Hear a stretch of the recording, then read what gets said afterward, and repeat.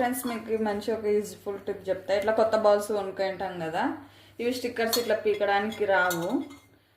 Stove on చేసుకొని heat పెట్టుకోండి కొద్దిసేపు. ఇట్లా హీట్ పెట్టుకున్నాక ఇట్లా చాక్తో తీసేసుకోండి.